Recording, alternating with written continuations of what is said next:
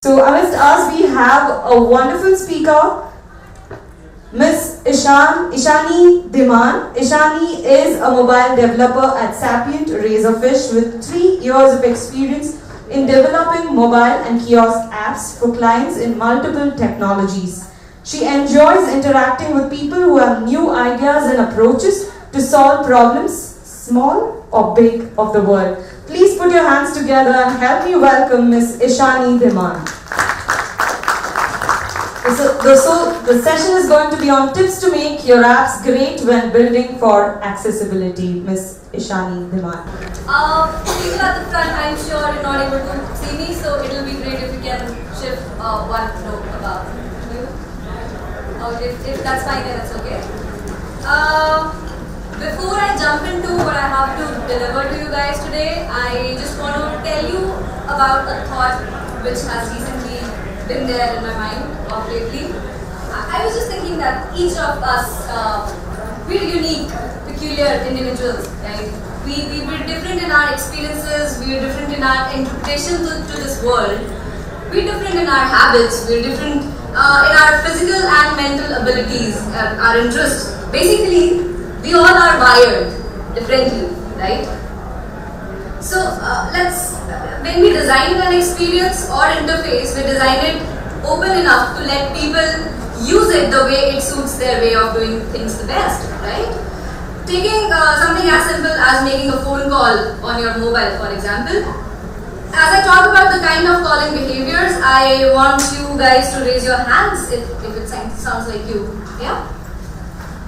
Type A, the I have a great memory kind. So they simply go to the dial icon, type in the number who they need to call, and voila, they make a call.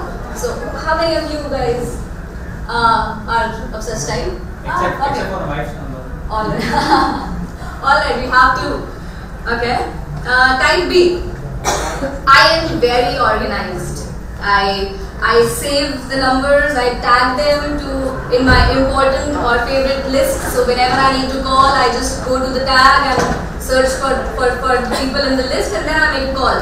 How many of you? Okay, that's great.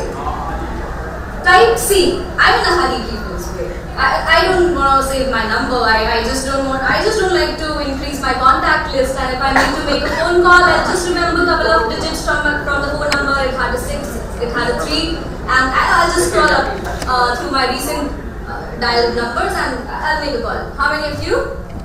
Okay, great. What do the rest of the people do? You don't make a call at all? Anyway, so type D. I'm too lazy to type, so I'll preferably ask Siri or okay Google to call my mom. How many of you?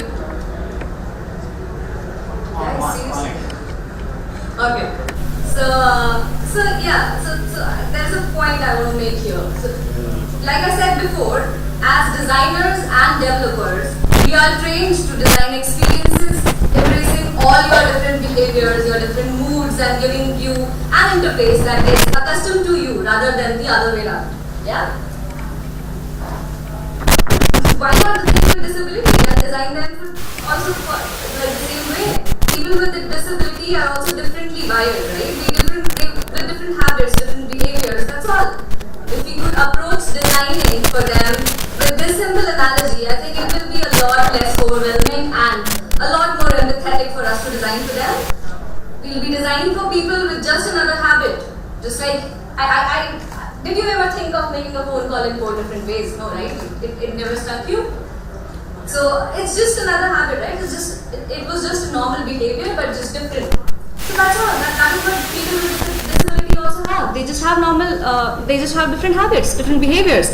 So thereby, if we design thinking in perspective of a person with disability, we can design better, making this world a wonderful place to live. Yeah. So hi everybody. Thanks again for making it to the talk. I am Ishani. I work for Sapient Razorfish as an iOS developer, and I am going to talk about accessibility in today's talk. So agenda for this session would be what is accessibility, why making your apps accessible is just the right thing to do, And lastly, how can we make our apps accessible? What is accessibility? How many mobile developers do we have in the house right now? Awesome, awesome. And how many of you have paid attention to accessibility while developing a project? That's great, that's great. In case you're new to accessibility, I want to bring it to your notice that accessibility is not usability. Yeah? Accessibility is the degree to which a product, a device, a service, or an environment is available to as many people as possible. It's not just about disability. Accessibility is about everybody. Why making your apps accessible is just the right thing to do. Disability. Let's just dig into the definition of disability. Disability is an umbrella term covering impairments, activity limitations, and participation restrictions. An impairment is a problem in body function or structure. An activity limitation is a difficulty encountered by an individual in executing a task or an action, while a participation restriction is a problem experienced by an individual in involvement in the life situations. Going by the statistics, people with disabilities right now in the world is like 1 billion people, which is 15% of the mankind, which is a huge number. 2% of them are with severe disabilities. Going by just the people with vision impairment, 85 million people are there with vision impairment. Color blindness, we have color blindness. Every one female out of 200 is colorblind, and every one male out of 12 is colorblind.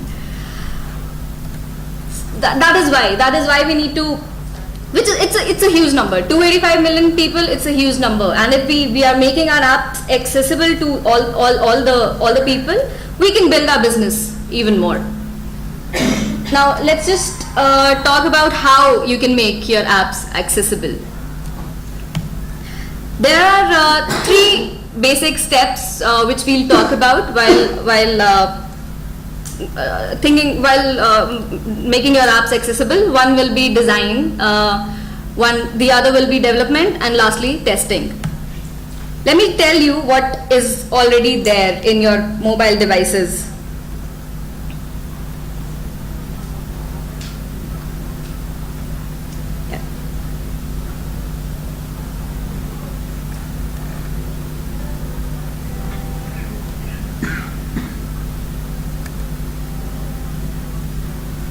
Yeah, so all these features which you are able to see on the screen are already there. All these technologies are already there in your mobile devices, iOS as well as Android. I'm not really sure how many of you paid really attention to these many features. We will quickly go through each of them. Voiceover. Voiceover is the widely used feature for accessibility. It's basically a screen reader. You do not really have, it tells you the story of your screen. You do not really have to look at it. You just listen to what it has to say. Zoom, you can zoom your entire screen like this. You can it works like a magnifying glass. You can do that. This is for people like me who cannot really, who have limited vision. Just give me a second. Inverted colors. Did you know about this? What does it do? So people who have color blindness or who have very limited vision, they cannot really distinguish between various colors. Okay, so by inverting colors, we're increasing the contrast, and so that they're able to distinguish between 2 elements clearly. Grayscale is again for people who are colorblind, who are impaired with color blindness. Speak selection is, I can speak about what I have to say instead of just typing. Larger text, this is for people who cannot see clearly, so they need larger text to look what is there on the screen. Yeah, so just like these we have a lot of built-in features. Button shapes, for them, for people who are not able to distinguish between where to tap, what to tap, we can just give a shape to the button. Can you see? Can you see the general right on the top? It's given a shape to the button. Yeah. Likewise, we can increase contrast, reduce motion. We can use assistive touch. We can people who have motor, we have problem with motor. They can use assistive touch. They only need to, they can operate the whole device by only one touch, single touch. Just like we have guided access for people who have autism. It's very popular in teaching and learning industry these days. Okay, let's come back to.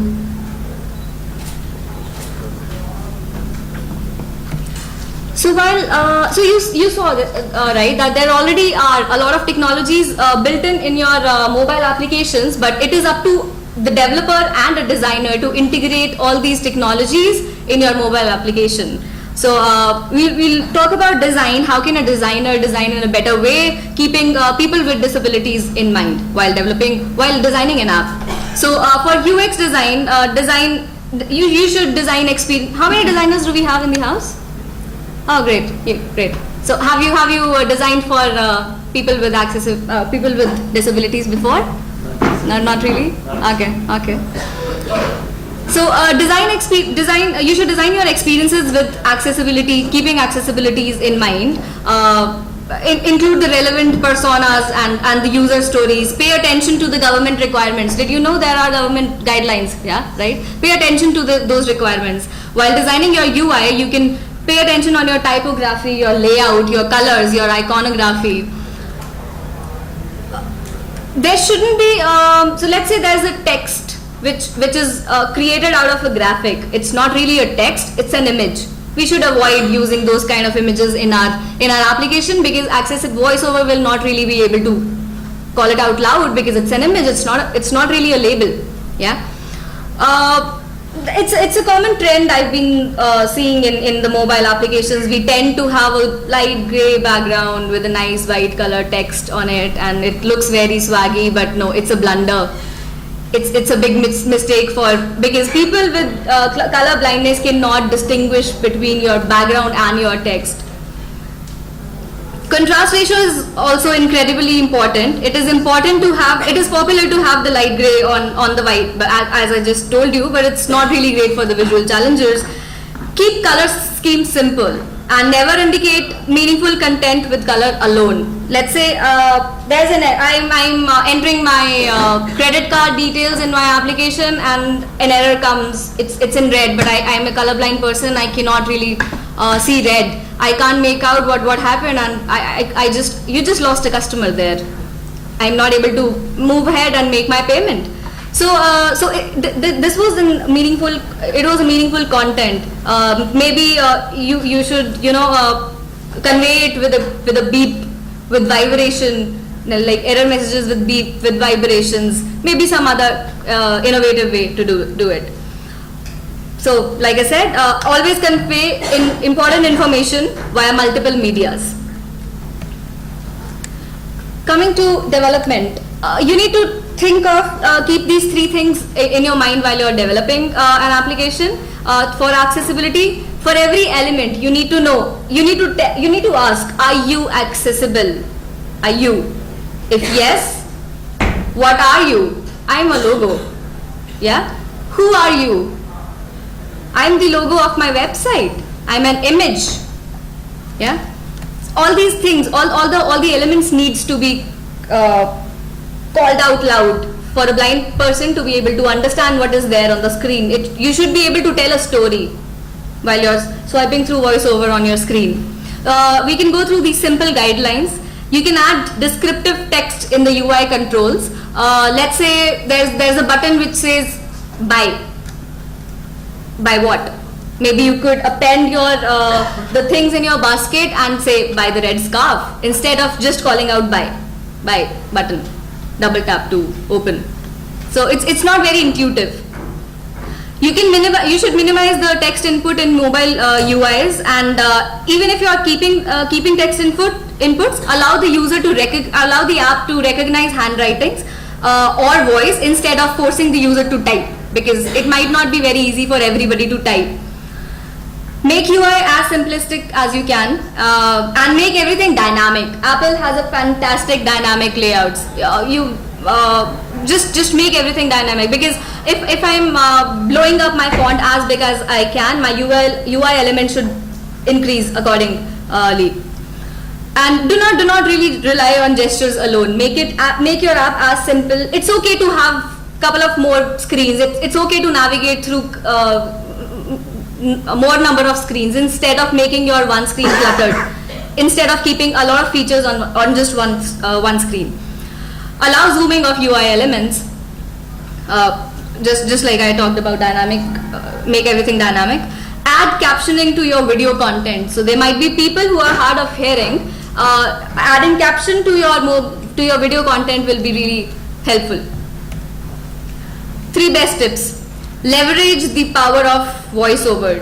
Talkback. How many of you have operated an app using a voiceover? Just voiceover.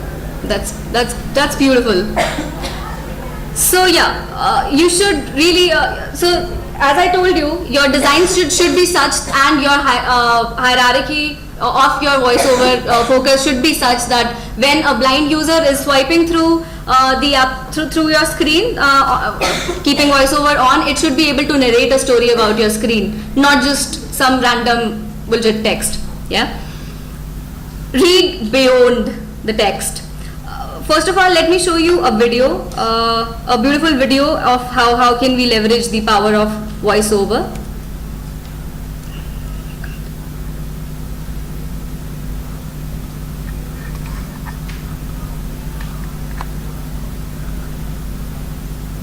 Rows 42 to 44 of 135.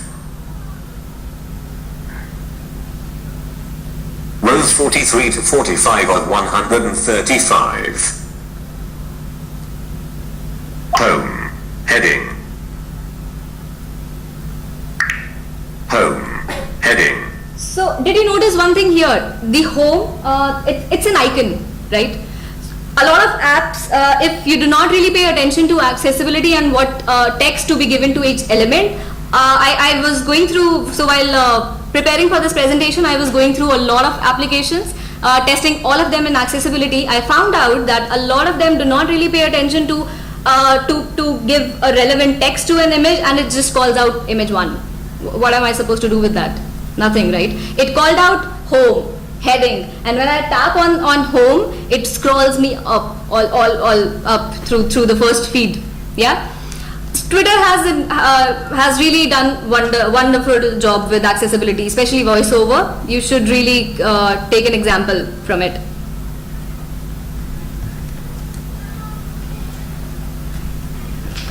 Okay. Yeah. So you should read beyond the text. Just like I told you an example of, there could be a button which says buy. You could pass an additional information there telling the user that you could buy this, you could buy that, whatever is there in your basket. Yeah. Anything you see with your eyes should be able to hear with your ears. Yeah. I'll give you another example for this.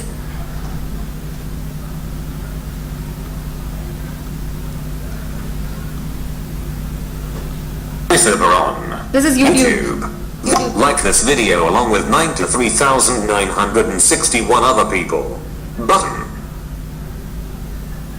Dislike this video along with 3,137 other people. Button.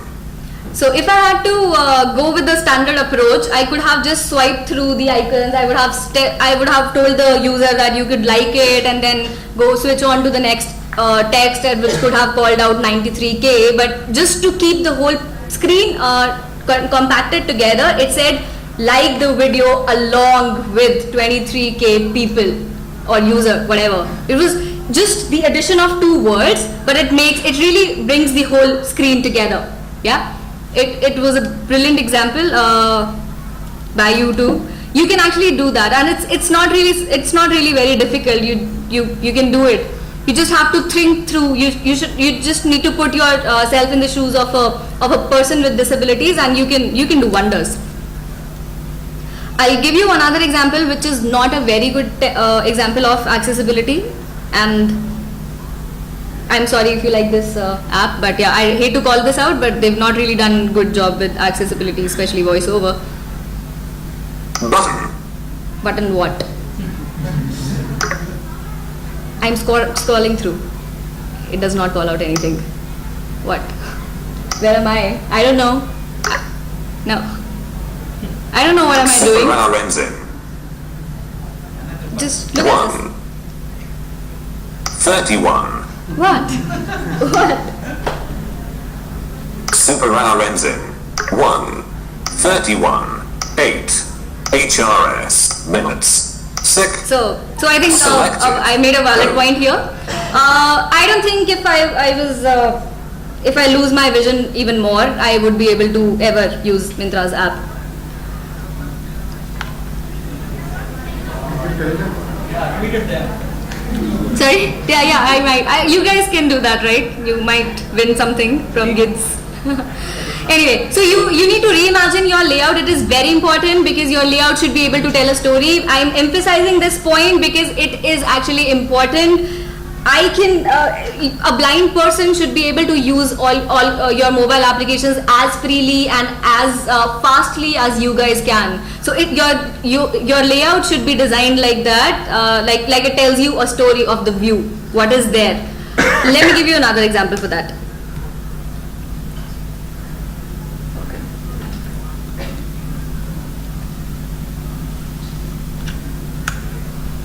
Yeah, this is from Virat Kohli's yesterday's tweet. Virat Kohli.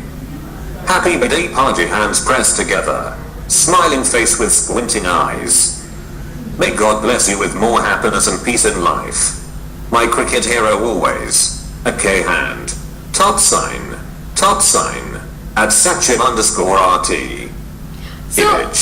yeah, so 8 hours ago.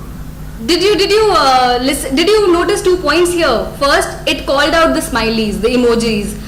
Many other apps, they do not really call out what is there, which smileys the person has used. They just say symbol. What am I supposed to do with the symbol? I don't know. So yeah, another thing, if you are using a Twitter app, you'll just go through all the tweets. Yeah, you'll read all the tweets all together, and with what in a minute you might read some 20 tweets. This was the kind of experience we would the Twitter was trying to give to a blind person, that he should be able to listen to the tweet as a whole. Yeah, if I could have gone to a different approach of saying Virat Kohli, swipe. I am Virat Kohli, swipe. 8 hours. Happy birthday. Yeah, it doesn't work out that way. So they have really paid attention to their layout, and they've really done a wonderful job with calling that layout, clubbing it together. Yeah. Okay.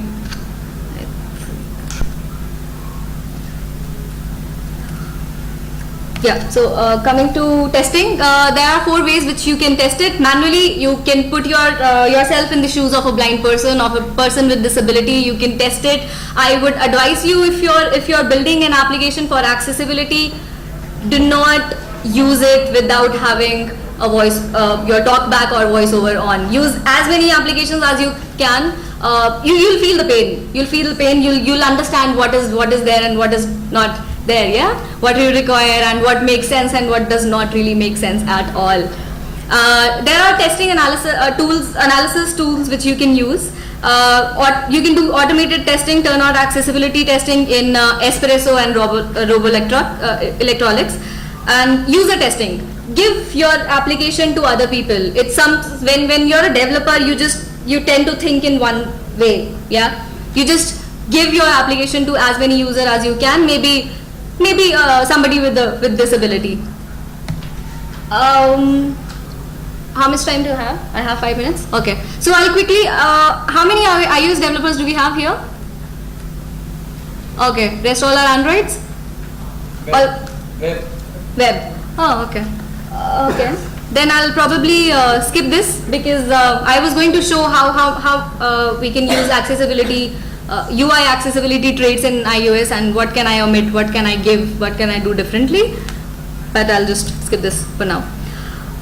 So these are the various platforms, various links you can go through while looking for accessibility resources. As I told you that there's not a book for it from government as we have for web. Unfortunately we don't have it for mobile yet, but we do have guidelines, and we can achieve a lot just by going through those guidelines and keeping in mind while developing our application. There's a female called Somar Pamaj, and I'm giving you her GitHub link. She's done a lot of amazing POCs on accessibilities, and she's one of the developers of accessibilities in Twitter.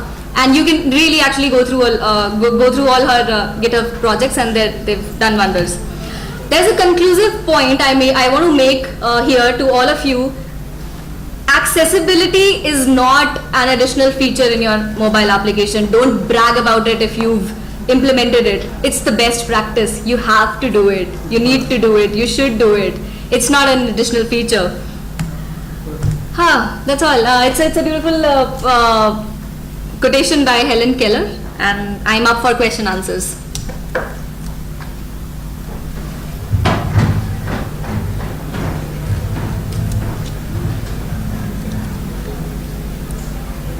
Okay, yeah, yes. Accessibility user research. Do you have any tips for user research for accessibility? User research, Yeah, as interviewing for personas. I'm sorry, I'm not getting your question. Okay, so can we do improved user research, better personas, keeping accessibility? Do you have some tips for that?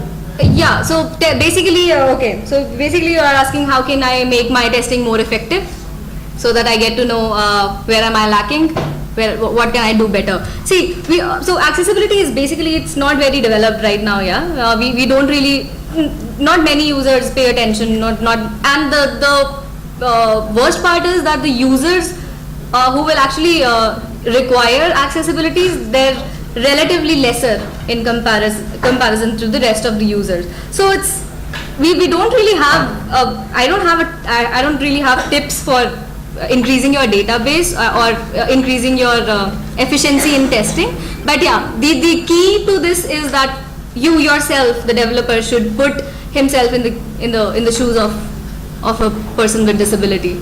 Yeah. So there are a lot of people who have shaky hands. They cannot really use the touch soft keyboard. We provide Bluetooth keyboards to them. They can use your application via Bluetooth keyboards. So Apple has a wonderful thing, which is, so via switch control they can integrate their application with Braille. I haven't done much research on that, but I saw a video which is absolutely wonderful. So the possibilities are endless.